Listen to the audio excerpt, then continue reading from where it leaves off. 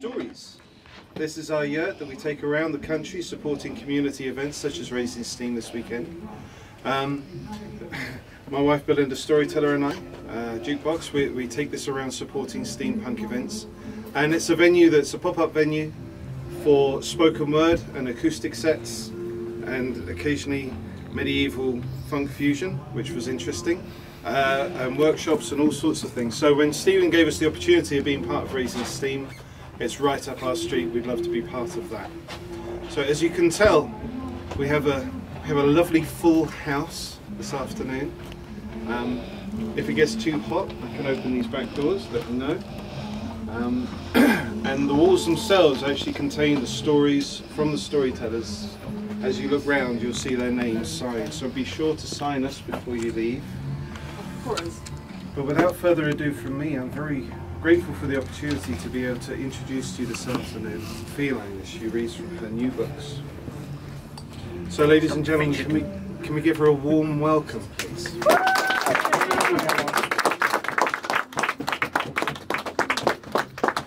Thank you all so much. So let me, without further ado, take you inside the doll's house. No fear. I just want to show you something. Come along. Do come. Right this way.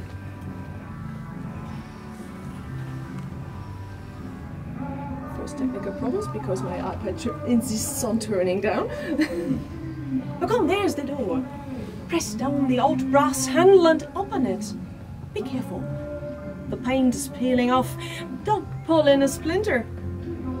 Enter. Yes, it is dark. Do not be afraid. I am with you.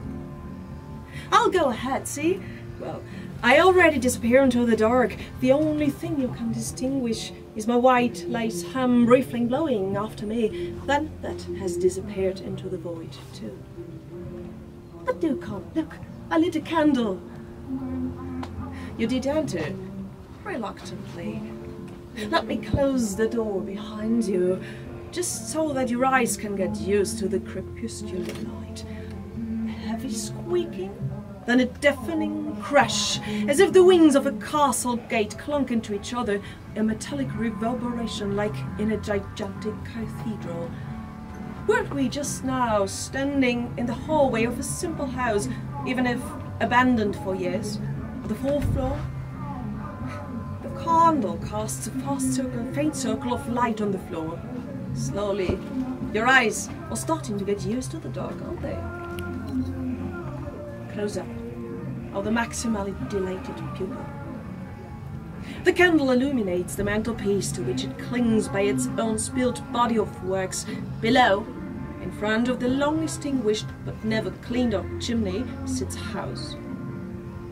Go on, it's your story now. I'll stand behind you. I'll kneel down without my brain having commissioned the movement. The tiny windows, neatly clad with wafer-thin panes of glass, attract me like the multiple eyes of a spider hypnotizing a mayfly. Small, black, shiny, tempting and lethal. Of course, you have long known that I'm talking about a doll's house. You're not stupid. And you know the title of this volume. Have you ever owned one? Drag the tiny figures from room to room, from floor to floor. Have you let them experience drama, struggles, death and rebirth, fear and hope? Through them, reenacted your childhood sufferings in elaborate scripts that, if you would still remember them today, would make you rich and famous? To me, the dollhouse used to be an eternal nightmare. As long as it stood open, everything was bearable, even if dead and inanimate. However, my urge to tidy up, to get things done, ticked off and put away, forced me to close the front halves of the little house as each day came to an end. It wasn't that small, actually. At that time, it loomed up to my chest. It had 3 floors and a roof structure. The halves should close like the lids of a coffin. There was something final about the movement of the wooden pieces, and I could only guess about the tiny figures inside. The did, but they thought. Even with me being in the single-digit age, I knew with absolute sincerity that the dolls were just small pieces of plastic, with plastic legs, plastic eyes, plastic clothes, and most certainly no plastic brains. Still, I was just as sure that as the house was closed, the plastic eyes would turn to me and follow me until the lids closed. And then, what? After I had woken up from nightmares, screaming and sweaty with fear, and each of the first nights after the birthday that gave me the dollhouse, my father, who had built it with his own hands, put a simple bolt on the outside. "Look," he said, "nothing can come out now if you don't let it." That helped for a while.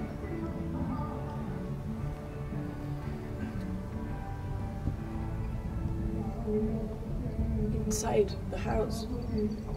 The house is a living, breathing being, and of course it is thinking. That wasn't just an illusion. And it has multiple body parts, like a human body. One of them is the spine, and the spine of a house, what can that be but the staircase? Staircase. Upstairs, downstairs, upstairs, downstairs, step up, step down, step up, step down, step 2, step 3, step 4, step 4, step. From the doorway to the beletage, leave the kitchen to the left and spiral up the stairs. Follow the DNA of the house. Read all the details, the gory details coming. Follow its spine, strong but pliable and full of stories. The 7th step creaks when putting weight on the middle. In the red glazed wood of the 2nd step from the top there is an unevenness, a grain. It looks as if someone had eaten a tomato and a seed has fallen out and is now preserved forever in reddish rigidity. What's that? Forever.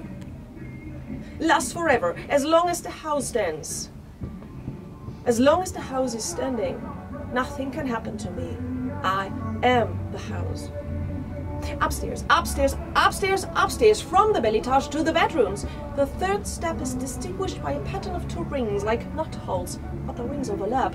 Like a Venn diagram, the intersection of tree and tree, wood and paint, glue and nail about the deceptive security of this so often carelessly, thoughtlessly trodden ground, and the woodworm population behind the paneling. The floor covering the plateau at the upper end protrudes a long way, several centimeters, nobody knows why.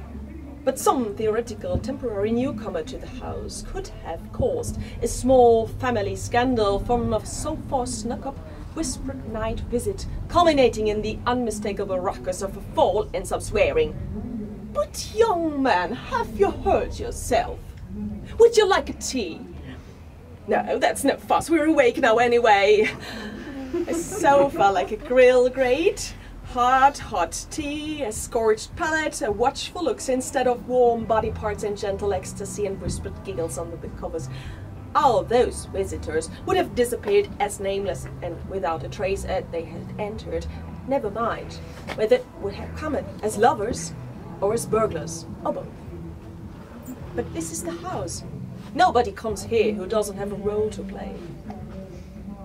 Upstairs, downstairs, upstairs, upstairs, downstairs, upstairs. The hatch to the attic is a secret. Everyone knows it's there, but everyone forgets it all over again. You can't sneak into the attic. Access is in the middle of the way. If the attic stairs are folded down, no other door opens on the upper floor. Everybody would be locked inside their rooms. Who thought that up? We know who and why. The attic has a secret. This is where the brain of the house is pulsing. From here it watches the parasites and symbionts in its intestines, the nimble fluctuating of the little people who think they built it the way it is. The house feels alive, organic. It knows very well that it was built, but it knows at the same time that it has grown like a plant, sprouting out of this joyless barren ground, expanding, pushing up the stories like trunk segments, windows and roofs unfolding like leaves from their rolled up position towards the little light that was left here and that seemed to be getting less every day. It used to be brighter, yes. Upstairs, upstairs, downstairs. If you run down all the steps, spinning in circles, getting so dizzy you can't stop it if the cellar door in the porch is open, then yes, you can be spiraled straight down into the bowels of the house. The basement stairs are not made of wood, like the presenting wide steps of the winding spiral that leads to heavenly realms. It is like stone, not archaeologically so, but pragmatic, wipeable, cast from the cheapest concrete and smeared with grey paint to prevent them from crumbling off in dust when they're eagerly used. But it winds down like an extension of that spine too, the atavism, the tail. A basement staircase like this one can whack in a friendly manner, or be scared away between the pillar legs of the house, or ruffle up a bottle brush and shake you off angrily. The smooth hard steps with the razor-sharp edges will ensure that you lose that fight. The basement is ticking. Downstairs, the basement is ticking. On the right, the heating pipes, warming up, cooling down, the circulatory system of the house, lymph, it taketh and giveth, circling invisibly around the residents and exchanging their vital energy for carbon. To the left, behind the heavy steel door, the clockworks are ticking, countless, arranged in rows. Each indicates a different time, and yet they are all wound up, dusted off, and obviously lovingly cared for. There are dozens of clocks of all sizes and styles. If you put your ear to the door, the ticking becomes almost deafening. How will it sound inside the room? But the steel door is locked. Upstairs, back in the vestibule, the interface to the outside world. You close the cellar door behind you and instantly get the feeling of having escaped the stomach of a monster, but you're still inside the house. You stand behind the door and look outside through a small round window behind the curtain, barely perceptible for the rest of the world, a shadow that can't do anything but look outside, longingly. You will not leave the house. Inside the house, of course, there's the dolls. There's a lot of stories of the dolls and of what the dolls are and have become and have been before they became dolls and after they have been dolls. But this is about 900 pages and I'm not going to tell you all of that now. But the heart of the house, of course, is the living room. And the living room is what happens all the time. It happens every Sunday. Living room just happens. The Sunday coffee just happens. And nothing ever happens in the Sunday coffee. So there's a lot of these living room scenes, and I'm going to read you one of these family portraits so you can have at least a glimpse of the dolls. Living room, the Sunday coffee, level 2. The wallpaper, mille fleurs. Small bouquets, even the painted stems look wooden. Maybe they were once green and the flowers bluish, maybe not. Now, everything is dried up. Who knows how long it has been? The coffee pot is full. You can see how heavy it is and how sluggishly the liquid will slosh back and forth. Glaze has collected in the valleys of the porcelain ribs, like arms of a deceptive, deep, deadly river with a white sandy beach that invites children to linger under the carnivorous plants. The barely visible cloud of steam stands still above this boat. The scent intoxicates and repulses. Pupils dilate. No other movement can be seen. Gooseberry pie, meringue instead of cream. The white piles of baked foam appear gentle and soft, and yet they crumble dry and hard under the teeth. Chaise longue, the surprisingly coarse woven cover, is almost hairless, naked, but mostly covered by dress and bottom. Stripes, green or sky blue, green like a bale, deceptively fresh. A garden in full bloom of spring substituting the wallpaper. The legs of this doll are both attached, and so it's the leather in the stocking. A cracked jug will never be the same again, but it lasts and lasts and lasts. Her posture is tense as usual. She doesn't want to be here.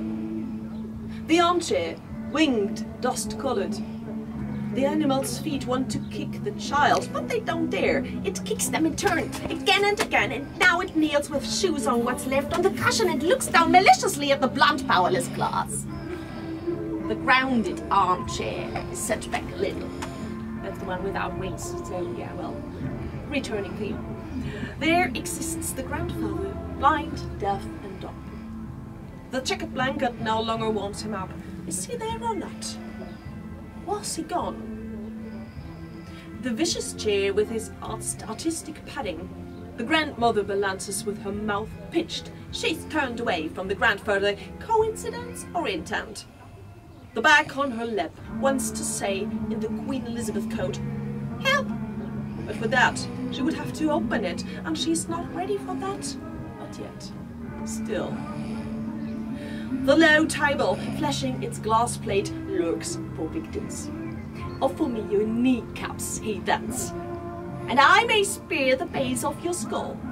Perhaps. The etagere proudly presents the petite fours, which are covered with a thick layer of dust already. All in uniform, strawberry and chocolate finally on equal footing, communism in decline. The substitute jam sandwiches, on the other hand, are fresh, the jam shining from the precisely cut edges, just like the mother's teeth, and the tear in her eye. The father holds one of them in his hand and looks as if he wants to cry at the thought of having to swallow it. His briefcase is next to his foot today and appears to be empty, except for a single sheet of paper. His face is pale. No childish art in it this time. Celia is guarding the door. Of course. Her bonnet starched, as always, for Sunday coffee, like in anticipation of the next heart attack. Won't help them, though. She's a lone bird of prey, a tragic heroine. She's observing her opposite, Chuck, leaning against the door. He just can't stand alone. He always has to lean onto something or someone. His arms are crossed, a cold cigarette in the corner of his mouth. No one has ever seen him smoke. Slanted hat, bottom jacket. "I just happened to be around. I'll be gone again, but I'd have a coffee, thanks." The fireplace, cold, dusty, smells of machine oil. But where is Sonny? Nobody missing the genius of the family? What is the kid constructing this time? You think you can hear clicking, hammering and squeaking from the basement, but Sunday coffee is sacred. Failure to appear can lead to excommunication, even for Sammy. But Sammy is not here. The clicks and clacks seem to get louder. Nothing in the room stirs. Not a breath blows away from the curtain. No steam rises from the pot. Not a finger twitches when the lid flaps. The moment lasts forever. The machine noises actually get louder now, but who is it who hears them? The cacophony quickly swells to a deafening noise, but the puppets remain immobile. A high-pitched whistle settles over the noise. 3, 2, 1, then nothing more. A blitz. The living room is deserted. The dolls have disappeared. Everything from the top. Sammy enters in grey overalls, only a little bit smeared with oil, the engineer's badge. Shaking the hat, kneeling next to the machine to tighten a screw. Then Sammy sits back, sighs, and leaves the room, turning off the light.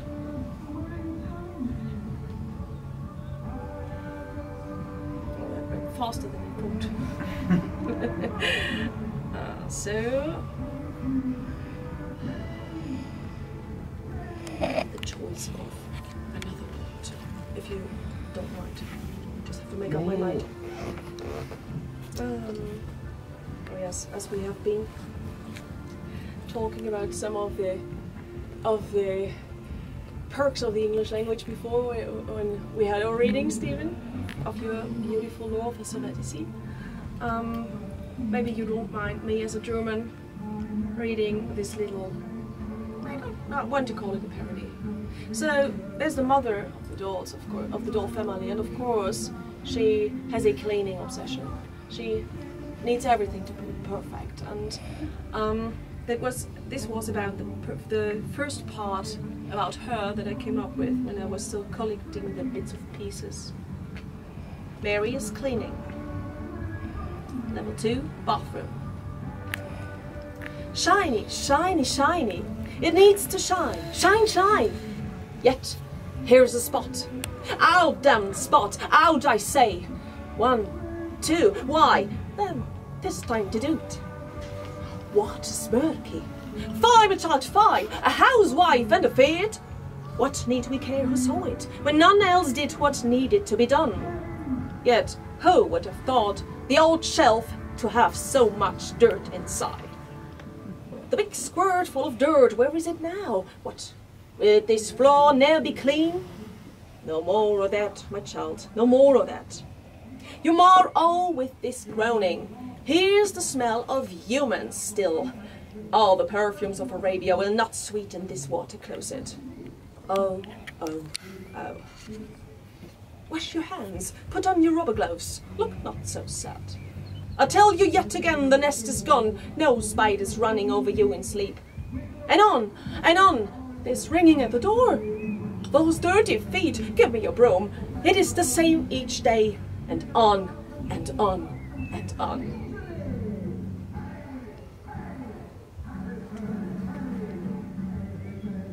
Nobody's thrown tomatoes at me yet, so it's about like a sacrilege, so. I might close with another Sunday coffee. The wallpaper peeling, nothing discernible anymore of the 1,000 flowers, but a few lines that seem abstract in their incompleteness. On the table are the broken pieces from the coffee pot. Mold remains inside of them. These coffee grounds have long since become a civilization of their own, without a doubt a very hyperactive one. Next to it, what has once been cake? Maggots have curled through here, but even they are now withered curls themselves in the greenish dust of the last desperate expulsion of a dying mycelium. The chaise longue stands at an angle. One of its legs has splintered at the woodworm gouge, and another one is rotten. Razor-sharp springs and straws head away from the upholstery, ready to fight. But who would settle down here? In front of it lies the girl, without legs, under the skirt hanging in muster rags. You can see the stumps of the ties, they just stop. Neither surgically sealed skin, nor blood vessels, muscles, tendons are recognizable, only the surface splintered through with white. The rest of the body is mummified. In general, the whole room is dominated by dryness. Death is dry, life is damp. The grounded chair is still standing, almost as always, but someone has thrown a cloth over it. Maybe that's why it's still upright. The cloth is stretched tightly between the edge of the seat and the head of the high backrest, with plenty of space in between. Is there something under the previously white cloth? But what could fit in there? Maybe a marten or a fox cub, or a very small human child. The wheelchair in the background is empty. In front of it lies the checkered blanket that grandfather used to spread over his feet. He must not have noticed when it fell off. The hostile chair is still there, of course. A bulwark of uncomfortability, misanthropy, class arrogance. It symbolizes the family like hardly anything else.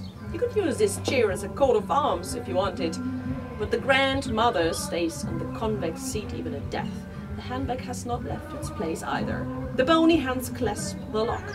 No one will rummage through my secrets, not even after my death. For the first time after her life, in the house, she smiles. The sardonic grin of the skull gives her little joy. The bony face and chest are studded with steel-hard glass splinters. Some splinters also fell into the ribcage as the flesh it held gradually disappeared. Just enough is left to hold the skeleton together and in place, together with the iron will of the dead woman, which lasted longer than her life. And now they rest inside her pelvic bowl. Or have they always been there? Were this woman's entrails made of broken glass all her life? The kneecapping table stands there innocently, its top covered with dry blood. However, the victim of this attack is nowhere to be seen. At least the attaché is still there. The petit fours are the only thing unchanged in the room. I knew it all the time. They're artificial ones. The icing glows pink and yellow, seductively juicy. So lively, the only thing in the room that has never had life, or could have given life, since those ancient trees are sunken into the primal swamp and turned to oil. Next to it lies the mother's dress, complete with baggy petticoat and apron. It looks as if she was the victim of a magic trick, has spontaneously disappeared into thin air, and everything about her that was not her body has suddenly sunk into the ground vertically, holdless and pointless. Under the ruffles of the petticoat, however, the blade of a knife picks out. Bones are piled onto the low poof, and in front of it too. The father used to be colorless alive, and so he is in dead. No dramas here, no hints of secrets, no surprises, nothing mystical. It's just dead and rotten human. And a long time ago too, because the bones are neatly gnawed off by mice and other small things. At the door, as if asleep, lies Celia in her nurse's uniform. She looks like Snow White in her glass coffin. None of her abused facial features have sunken. Her muscles are neither dried out nor atrophied. What a waste!